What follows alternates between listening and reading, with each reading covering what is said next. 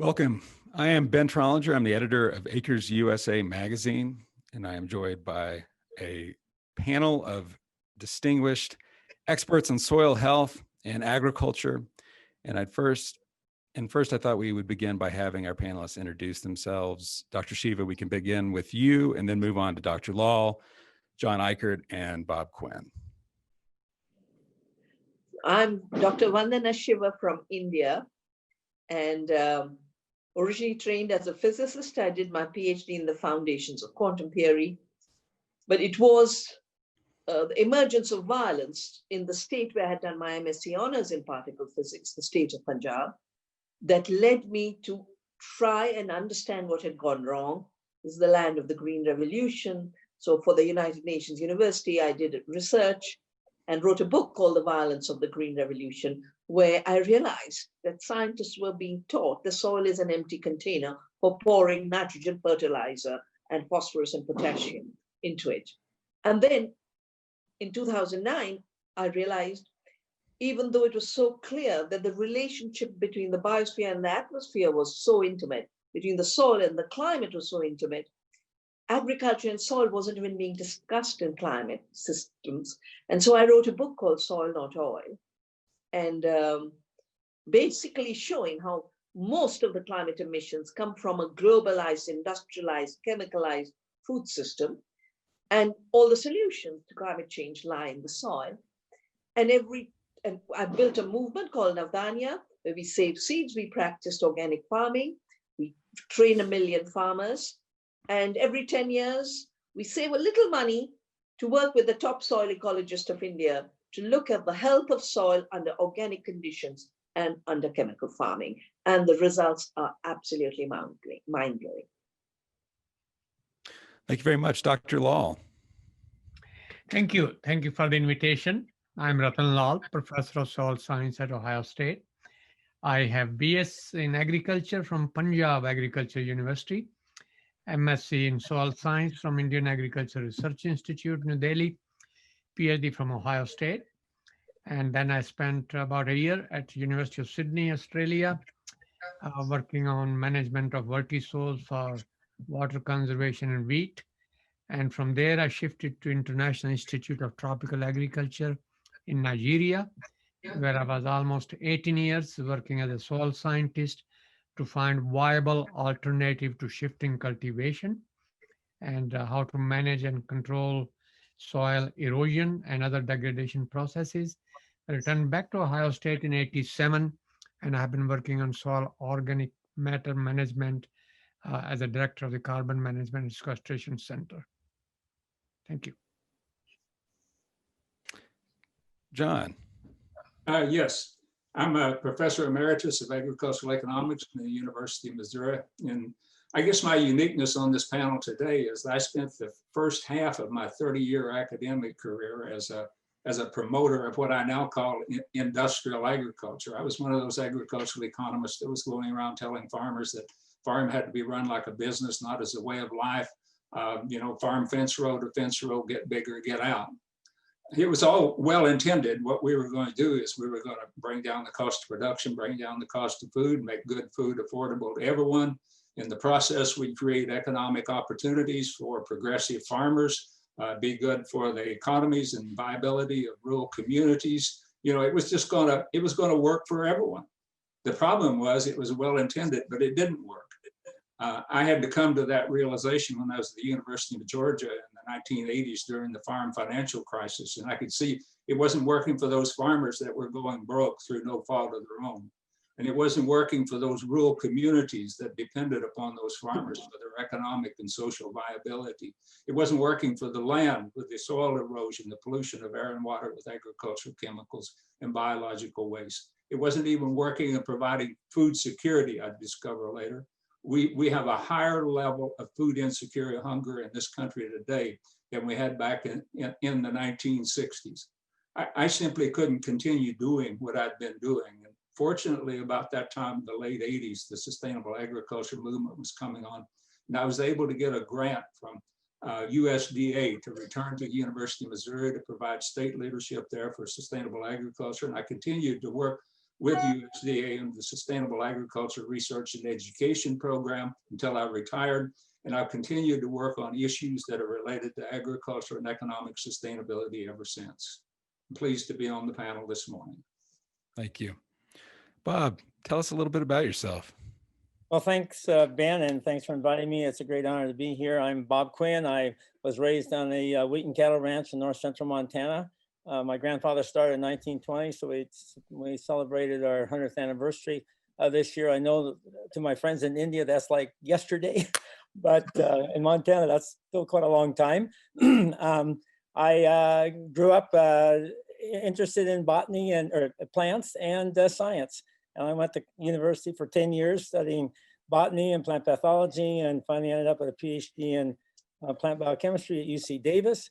And, and after several twists of fate and events, I ended up back at my farm, and now my whole farm is my laboratory. So I'm still a plant scientist, but I'm first a farmer. I converted my farm to regenerative organic systems starting in the mid-'80s, and have been studying ways to improve that system ever since.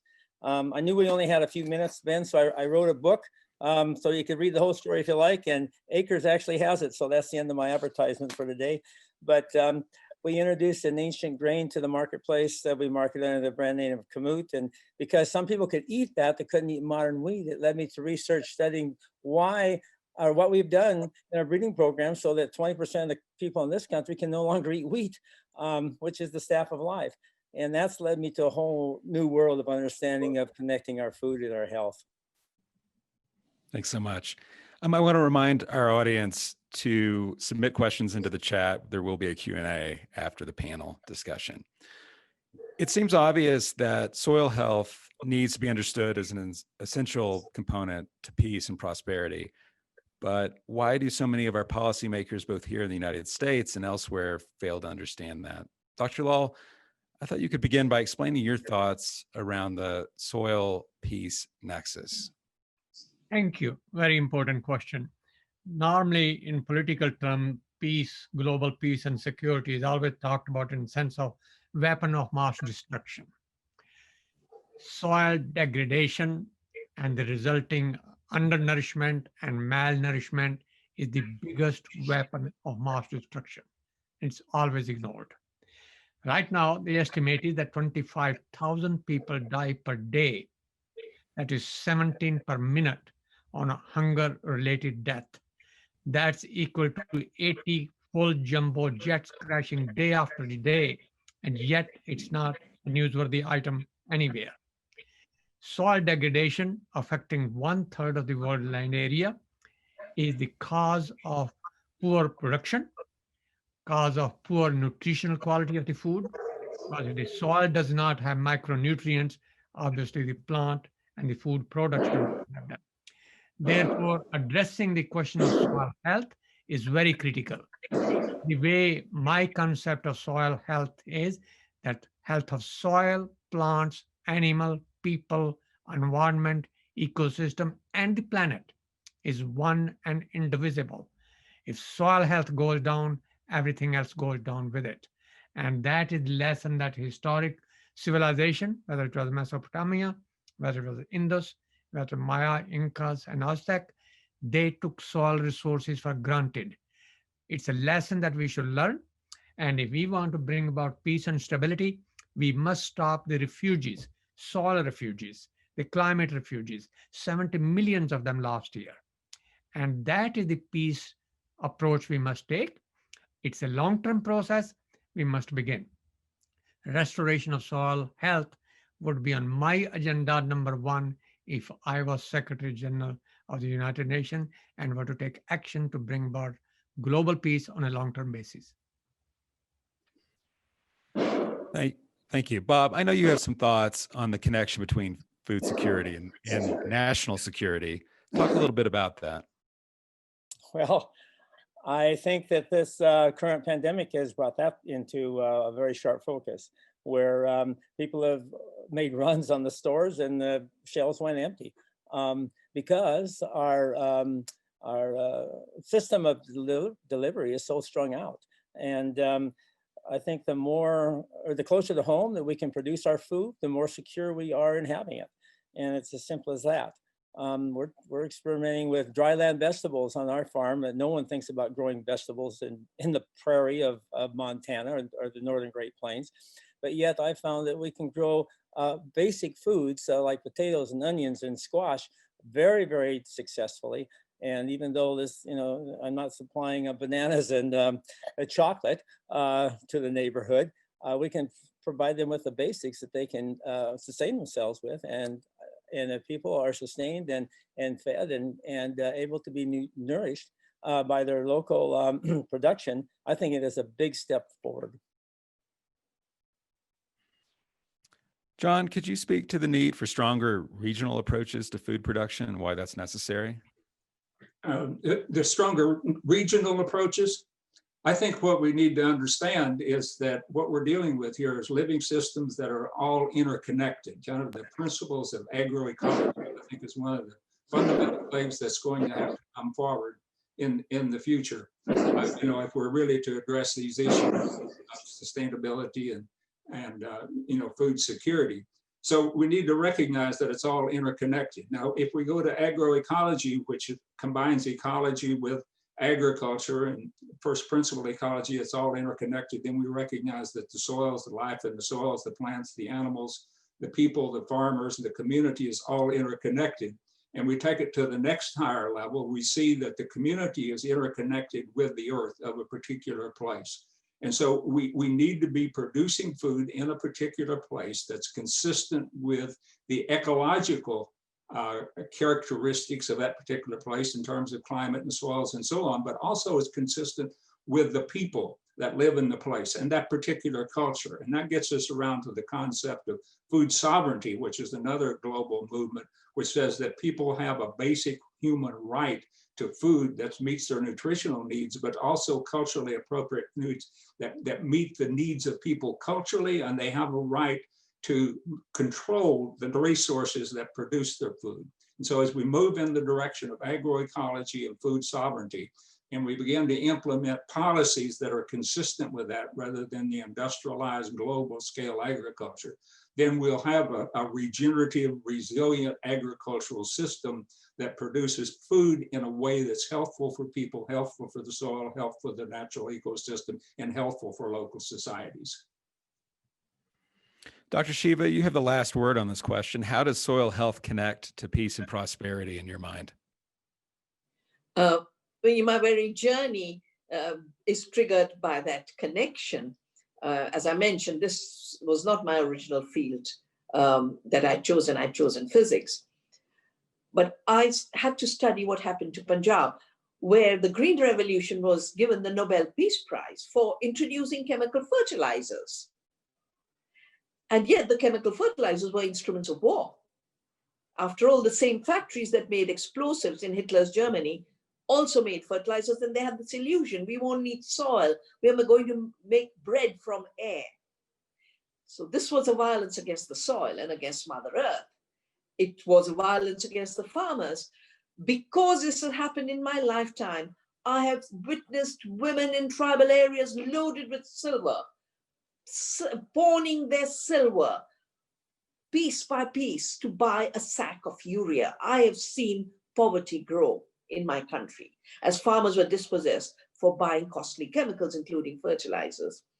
It is definitely a war against our food. I think Bob brought that up, how basically the new wheats that were bred for taking more chemicals. The dwarf varieties, that was their job. They weren't bred for giving us more nourishment and more health. And our work has shown, we've just completed a 20-year study in our valley, and our work has shown that by giving back to the soil organic matter, we've increased organic matter up to 99%, whereas in the chemical soils it's gone down 14%.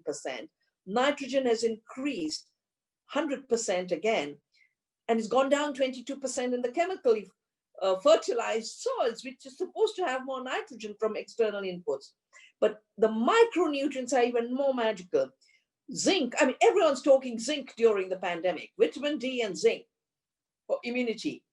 37% decline of zinc in the chemical soils, 14% increase in the organic soils.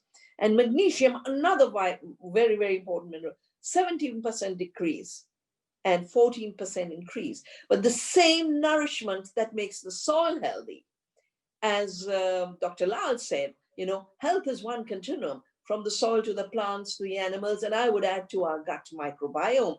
And it's the gut microbiome that is the final violence and the final war, because when you feed toxics and uniformity, our gut microbiome thinks it's an attack. That's why we need diversity. And we need diversity of nourishment from the soil. We need diversity of foods. We need diversity of seeds. And that's why I do the work I do. Great, thank you. As Dr. Lawl mentioned earlier, throughout human history, soil degradation has led to the fall and collapse of great civilizations, but we face this threat on a global scale now. The United Nations estimates that we have 60 harvests left before our agricultural lands are too barren to feed the planet. If we're truly on the verge of collapse, how did we get here? Why have we failed to learn the lessons of history when it comes to soil fertility? And what can we do to reverse this alarming trend? Dr. Shiva, let's begin with you.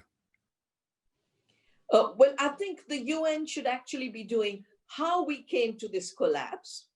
And it isn't inevitable that we have only 60 harvests left, because if we respect the soil, if we learn from farming that has been done for thousands of years, Australian Aboriginals, the same piece of land, 60,000 years, the Chinese and the Indian peasants, farmers of 40 centuries is what King talked about in his book, a USDA official. We have farmed the same land and left it richer through organic farming, through giving back, through the law of return that Albert Howard talked about. And when you start to extract and extract and extract and keep dumping chemicals which actually kill the soil food web that makes the soil fertile, the humus that makes the soil fertile, you are contributing to desertification in two ways. You are taking too much out and not giving anything back. And then you're putting toxics that kill the earthworms and the mycorrhiza, etc. So we've got here because a war mentality and war chemicals entered agriculture. We can get out of it by realizing that the soil is living. And Dr. Lal talked about it so beautifully when he received the World Food Prize, that the soil is living and therefore has rights. And we have a duty to respect those rights. And we can only fulfill this through regenerative organic farming and stopping the extractivism that is the basis of industrial agriculture. It is really time to end industrial agriculture if we are going to have a future and avoid collapse. And I wish more climate activists would realize this and not begin with looking at emissions and residues in the atmosphere, which are the impact of the wrong action and wrong relationship with the soil. Dr. Lawl, this might be a good opportunity for you to talk about your pioneering work in soil health science and what you're hoping to accomplish with that work. Thank you. First of all, I do want to mention that I'm very optimistic about ability of the agricultural scientific community to manage soil properly so it lasts for several millennia rather than for 60 years. I think that's rather being pessimistic. The scientific knowledge is well developed. It's a matter of translating into action. That is the important part. The other thing I'd like to mention is that soil health, as Dr. Shiva mentioned, soil is a living entity, and it's a living entity because a healthy soil has as much as 5 metric ton of living organisms in a soil, and these organisms require food, just like we require food. And the food is the organic matter content, the carbon in the organic matter content. Many soils of the systems of the world where the extractive farming is practiced, that you do not return the biomass back to the soil for whatever the reason, many times it's the desperateness, that the organisms do not have food. Therefore, they do not survive. So my goal for the last 30 years have been how to keep soil healthy through recarbonization of the soil and the biosphere. We have estimated that soils of the world have lost perhaps as much as 130 gigaton of organic matter carbon uh, through cultivation, through erosion, through extractive farming practices. And if we take all the degraded soils of the world, we probably have a potential between 2020 and 2100 resequestration of about 180 gigaton of carbon back in the soil, another 150 gigaton in the trees and biomass. That's equal to about 330 gigaton. That translates into 150 parts per million drawdown of atmospheric CO2.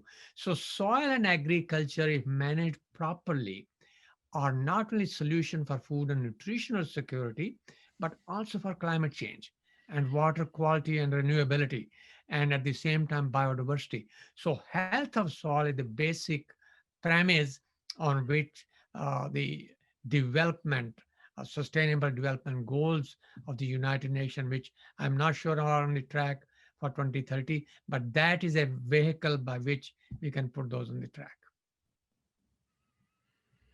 Great, thank you. John, I'm wondering, what's the gap between the scope of the emergency that we face and the strength of the policies that are in place in the US and elsewhere? Yes, I think the problems that we're facing are a consequence really of the policies that we put in place. And this challenge of how we get people to deal with the importance of soil health, I think it goes back to the idea that we have this blind faith, kind of the neoclassical economic dogma, that we have the ingenuity to solve any problem that we create, and that we can find a substitute for anything that we use up. And that basically all we have to do is provide people with the economic incentives to make the changes and solve the problems, then we'll solve it. And as things become more scarce, as we get more hungry, then it becomes more economic incentive to change. And there's faith that we'll just hold on to that. And I think that's reflected in our foreign policies. That's reflected in foreign policies that leave us continued reliance on fossil energy and pesticides and fertilizers, chemical fertilizers, and all of these other things, is the basic idea that we'll just fix whatever we mess up, and that we don't have to change our foreign policies. Right now, all of our policies are promoting this industrial kind of worldview. Now, thankfully, when I was at the University of Missouri in the 1960s, they were in the process of dismantling the soils department because, as Dr. Shiva pointed out, they just said soils is something to prop up the plant. But now they're beginning to recognize the importance of soils. But now we're fighting against this problem of all of the focus is going in this idea that these new technological, biological information technologies will deal with this somehow, and we won't have to have policies that cause us to deal with the soils and cause us to deal with the broader issues. And unfortunately, some of the people that are the most respected in the world, the technological people, are still promoting this idea that we have food without soil. Hydroponics has taken over a bigger share of vegetable production, and also particularly like organic vegetable production. And then we're producing meat now in test tubes commercially rather than animals out on grass. So we're in this conflict. And I think eventually we have to deal with this worldview that we're all interconnected, and we're interconnected with the soils and with the plants and with the animals, and that we're not separate from that. We can't kind of re-engineer nature so that it accommodates what we want to do. We have to change the way that we farm and change the way we live to accommodate the basic laws and principles of nature. And until we deal with that different worldview, we're going to have a hard time fighting this technological fix sort of mentality and relying on economic incentives. And if we wait too long, then there won't be any way to fix it. So I think it's urgent that we work at the deeper level of changing the worldview, that we're a part of the world, not apart from it. Bob, do you want to expand on that? Sure, I really agree wholeheartedly with what John was just saying. What Einstein once said, that you cannot solve a problem by using the same process by which you created the problem. And so I would really hate to see us go into industrial substitute industrial chemical agriculture with industrial organic agriculture. And that's why I'm always combining the idea of regenerative organic, because that focuses on the soil. From our research, and we published 35 peer-reviewed journal articles comparing ancient wheat and modern wheat, as I mentioned earlier, we saw one of the biggest differences was that the ancient wheat was anti-inflammatory. And I'm guessing that many other foods that have been changed so dramatically, both in their breeding and then, of course, in their growing, have gone from supporting anti-inflammation properties in your body to becoming inflammatory themselves or promoting inflammation. And if you do not connect food and health, you're missing one of the main drivers, I think, that can reset or refocus our whole attitude toward what we're doing to the earth and what we're doing to our soils and our agriculture. People say, oh, we can't afford this expensive organic food. Well, can you afford to be sick?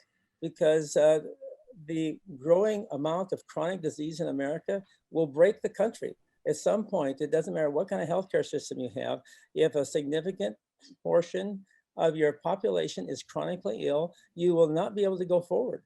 And that all starts with the things we've been talking about. First, good seed, then good soil, and good climate, good atmosphere. We have glyphosate in the rain that falls on our ground now. And I've been measuring and studying that for the last couple of years and trying to ponder what we do about it.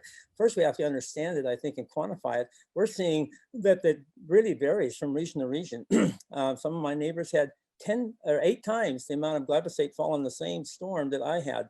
And we're studying what is happening, but it is happening. We have dead zone in the Gulf of Mexico the size of New Jersey. We have groundwater that children are forbidden to drink in Iowa because it's so high in nitrates.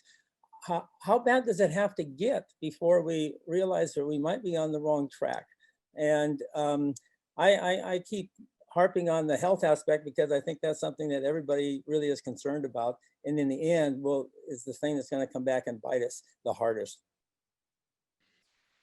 Well, that kind of leads me to my next question. Nutritional value of food is decreasing globally. How do we manage to produce healthful food in an increasingly toxic environment that you described? How do we ensure not just food security, but also nutritional security? Bob, a lot of your work and what you talk about centers on food as medicine, as you were sort of alluding to just a second ago. Could you expand on that? Well, absolutely. And it's not as simple as just doing a test for one thing or another thing. I think that the nutritional density of food is based on many, many components that are interrelated. And the best way to accomplish that is to see how nature accomplished it in the last, since creation, actually. The closer we can farm mimicking nature, and that's been referred to already in this panel several times, the better is going to be the result. The focus that we have had on yields, and John alluded to this, and that was our main goal, to have food security, have lots of food, plentiful supply for low prices, and no one thought about the cost. And we have a very high cost for cheap food, and we don't pay it at the checkout counter. We pay it by the farmers going broke, committing suicide in some cases. We pay it by the decline of communities that those farmers used to support.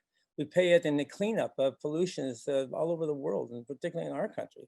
And finally, we pay it with the doctor bills and the increasing health costs that we find for people that are ingesting this low nutrient density food as a basis of their life. I mean, there's other lifestyle things that play into this too, but the very fuel that runs your body, why should we think of that as we wanting something as cheap as possible? We should want something as high quality as possible.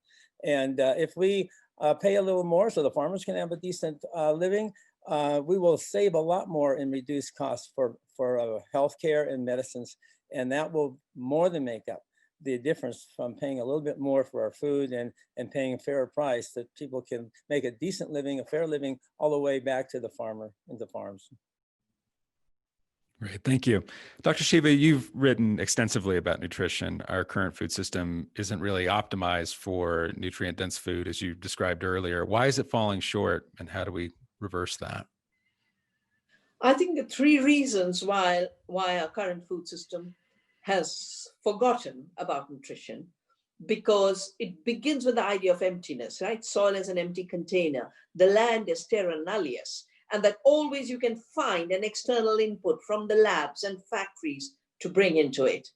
The second is we reduced food to a commodity, to stuff, and a total Cartesian measure of how heavy is your food, how big is your food, rather than how nourishing is your food.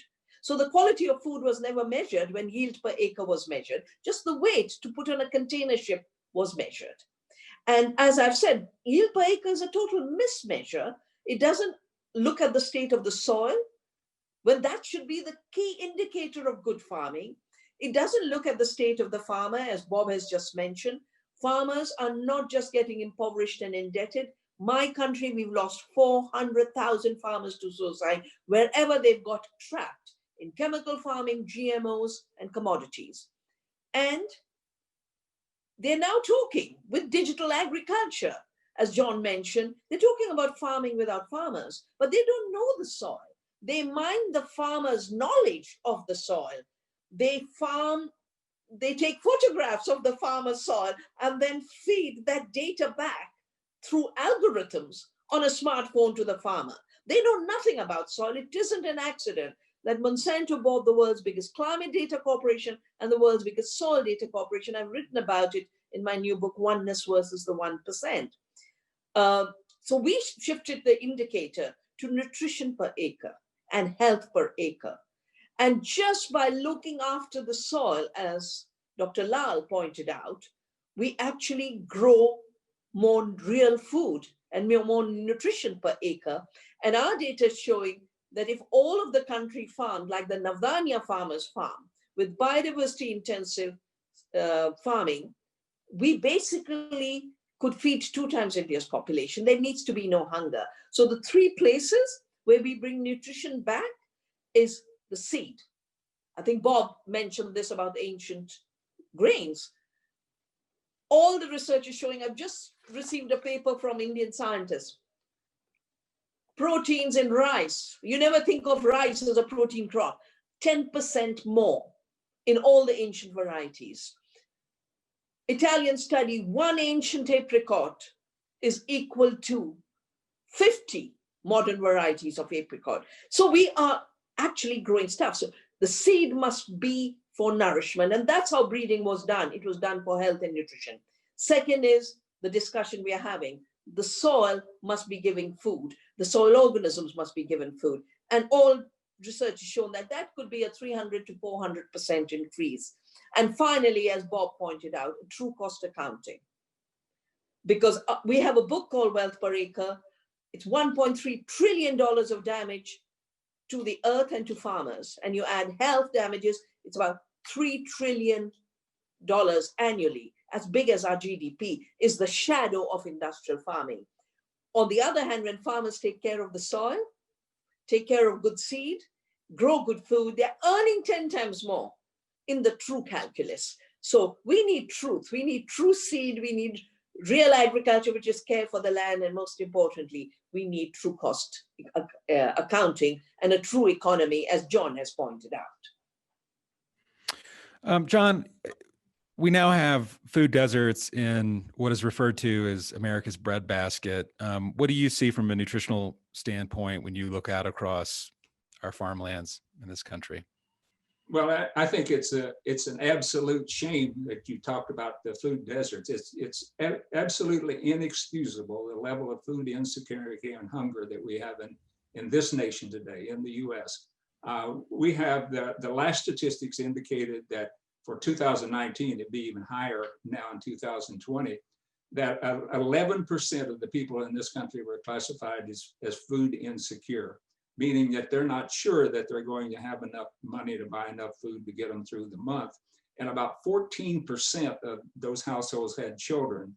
I suspect that something like 20% of the children in this country are food insecure or hungered today. In the country that has more food and has more agricultural production, we burn up about 40% of our corn crop for ethanol in our cars. And we export about 20% of whatever we produce here to other places, not to the hungry people around the world. We export the feed grains to countries that are increasingly affluent so that they can feed it to their animals. So we're not meeting that. And the problem is economics. We're relying on the economy somehow, like I talked about a cheap food policy, to make sure that people get enough food. And the economy is simply going to produce for those that have the most money to pay for it, to cover the cost of production, the profit overall. And the problem of hunger is, in most cases, the people that are hungry are people that are poor, and the markets will never feed them. And we've gone to government programs, gone to government food security programs to make up for those gaps. But the problem is that our government programs are as impersonal as markets. The problem with markets is they don't care about people. They respond to scarcity, not to need. And we've got government programs that are just as essential. And I think if we're going to address this issue of food security, not only from having enough nutritional value, but the other problem is the epidemic of obesity and diabetes and heart disease and high blood pressure we talked about today. That's even worse in areas where the low income people are spending, buying junk food because that's all they can afford. We're going to have to address this issue in a different way. What I've suggested is the idea of community food utilities. Use the idea of a public utility and say within this community, everybody has a right to enough nutritious food. And put it in such a way that the utility helps you protect you from the outside influence of the global and national market economy that wants to push you to the lowest level. And you can get food within the local community from local farmers that produce it in ways that produce nutrient-dense food. And you can have minimally processed food so that you don't take the nutrition out. But you have to take responsibility at the local level with people that care about each other and care about the land. And that's the only way we're going to address the problem of hunger, whether we're talking about food insecurity being quantity of calories or quality of food. The only way we're going to address that, as I talked about, through food sovereignty. Find ways that we can get people within communities to connect to each other, to connect with the earth, to connect local farmers with the customers and do the processing and things within local communities or regional food systems where people really care about each other. We have people that are hungry in this country and around the world simply because we don't care enough. If we cared enough, we can make sure that everybody got enough good food. Thank you very much. Dr. Lawl, you have the last word here. Is there anything you'd like to add before we move on to our next and final question? Looks like you're on mute. Thank you. Sorry, I missed that. There we are. I would like to restate what I just said. Hunger is a man-made problem. We produce enough food if we manage it properly.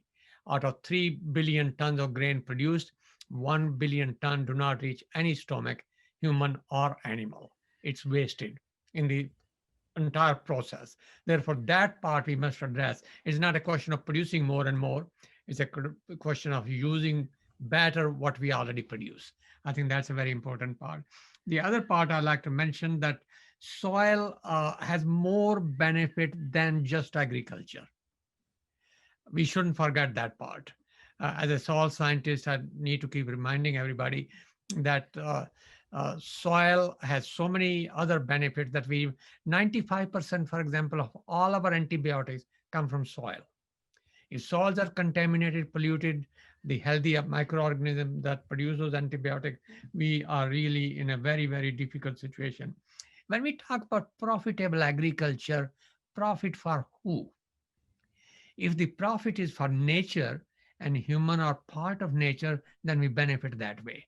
And I think that's where the soil health part must be addressed. In terms of the policy issue which was brought up, if we reward farmer for payment of ecosystem services that the agriculture and soil management creates, that's much better than subsidies. Ecosystem services may be for carbon sequestration, for water quality, renewability, for biodiversity, for many other benefits that soil has. And I think we should think about a third law with EPA. We have a Water Quality Act, Air Quality Act, but we do not have a Soil Health Act. If there was a Soil Health Act and there was a farm bill to reward farmer for the ecosystem services or regenerating soil. These three act together would be really looking at the three major components of the environment: soil, water, and air. We need that act.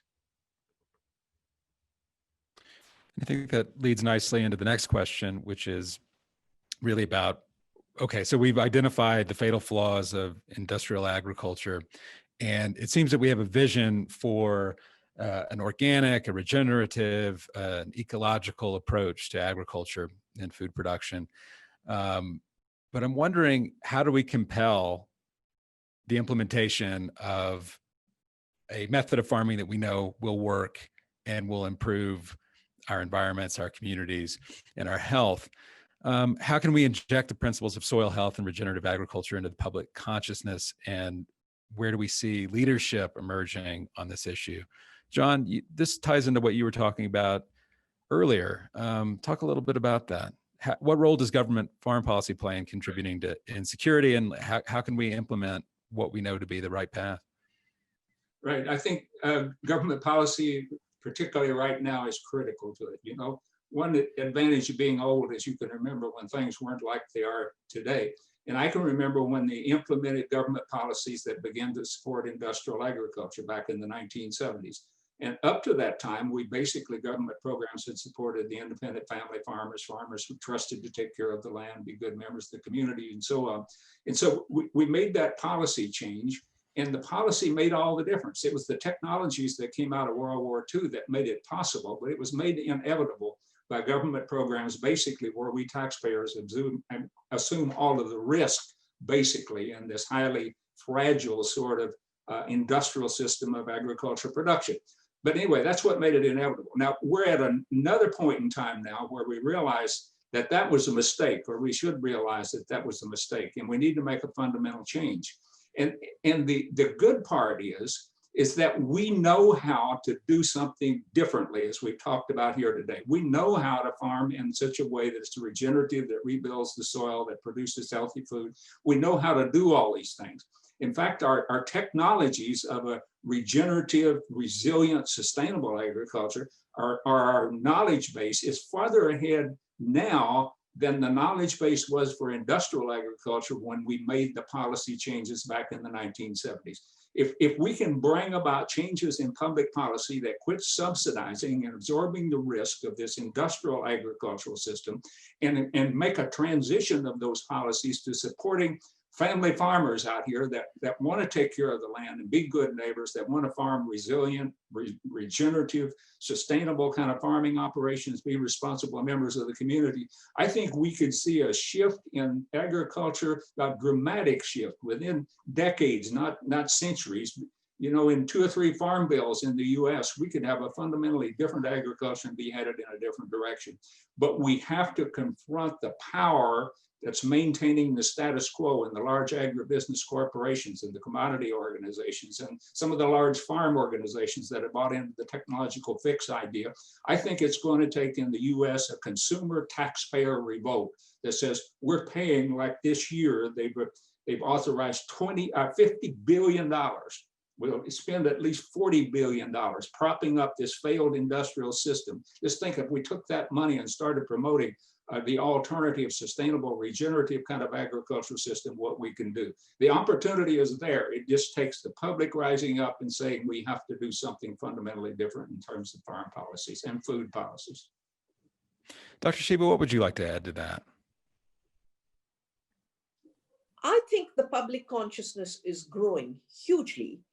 And the pandemic, which has been created by a limitless agribusiness model that doesn't grow food, but grows commodities, which go to biofuel and animal feed like GMO soya in the Amazon.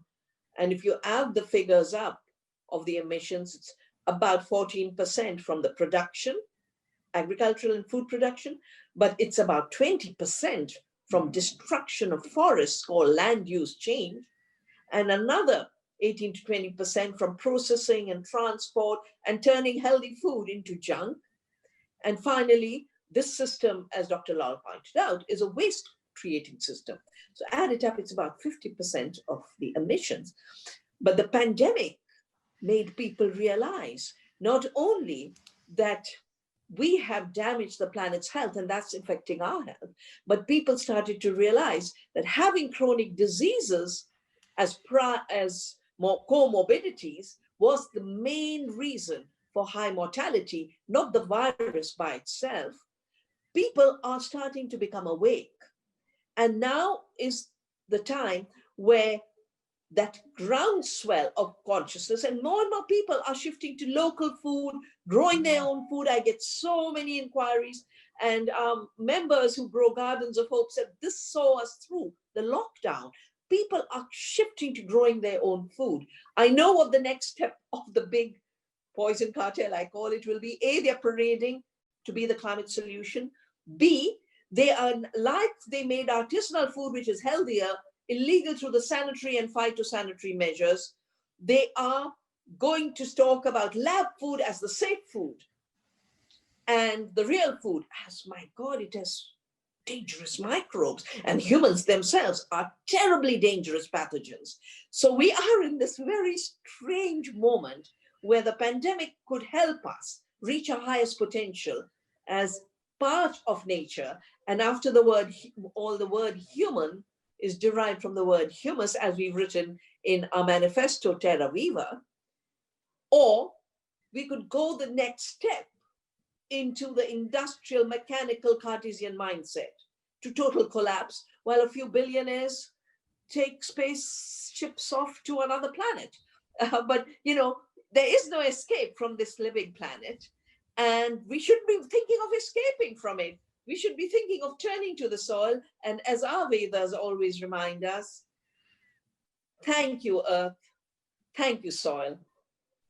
Our duty here, the rent we pay for being alive on this earth, is to take care of the soil, to take care of the earth. We do that in the right way, all emergencies will be taken care of. Well, Bob, you have a big smile on your face. I'm wondering if you agree with what Dr. Shiva is saying. Absolutely. I agree with all the presenters here this morning. I would also, going back to something Dr. Lawl said about the waste, if you look at all the waste in the food in the world, it's about 40 to 50%. That means if you could pay twice as much for your food and not waste any of it, and you'd be back to what you're doing now, and that extra money could go back into supporting the farmers and the handlers and the people that aren't really paid a decent living to provide in the first place. What John was talking about with the subsidies and whatnot, on our own farm, before we converted to regenerative organic, we were receiving about in the neighborhood of $24,000 to $26,000 a year from the government for subsidies. That was that amounted to our net profit, and we weren't the only ones that doing that. That was just about what we lived on. And when I did the math after I converted and stopped using chemicals, I realized that our chemical bills during that time was just about $24,000 to $26,000. So it wasn't a check to us; it was a check to the chemical companies, and it went through my checkbook. And that's how they got their money, from the government, essentially.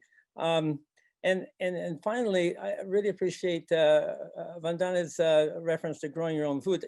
I'm up to about 85% now of what I eat every day at home, and I'm home a lot now, not traveling anymore, is food that I've grown. And on my desk, I have a jar of sun-dried tomatoes. They're made from cherry tomatoes. Anyone can grow these. They grow like weeds. You could grow them in a backyard, a little space, and then you dry them, and you can put them on your desk, and you can munch on them like I do, put a little salt on them, and munch on them like treats instead of chocolate bars, which I used to do quite a bit of. And it's much better for you, and it's really enjoyable. And just an example of what everybody could do to start getting our hands in the soil, starting to appreciate what the soil does, and the keys it has to our health and our nutrition and the stability of the whole world. But if everyone had a little bit of feel for that, I think they would then be more asking questions to potential leaders who want to be leaders instead of followers, to really lead us in a new direction and get us out of the quandary we're in now, back to the way nature really intended us to live in the first place. Great, thank you. Dr. Lawl, you have the last word. How can we shift our current agricultural paradigm? Thank you very much. strengthening local food production system is really very critical. Farmers are the biggest stakeholder in nature protection and soil management. We must empower farmers. And in developing countries, sub-Saharan Africa, elsewhere, more than 60% of the farmers are women. So empowering farmers everywhere in the world is the very critical part. Enhancing respectability of the farming profession itself, so that they get the respect that they deserve for not only producing nutritious food, but also for protecting the natural resources. And more importantly, we must try to do whatever we can to save land, water, vegetation, biodiversity, other natural resources for nature. Right now, humans are using 40% of the entire land area. 1/3 of that is degraded. We do not need so much land. We have 1.5 billion hectare under crop production. We have almost 5 billion hectare under total, including 3.5 under livestock production. We can save those land, return it back to nature. We live in symbiosis with nature, and soil is the basic component of the natural ecosystem that can help us do that. Right. Thank you all for joining us today. We appreciate you.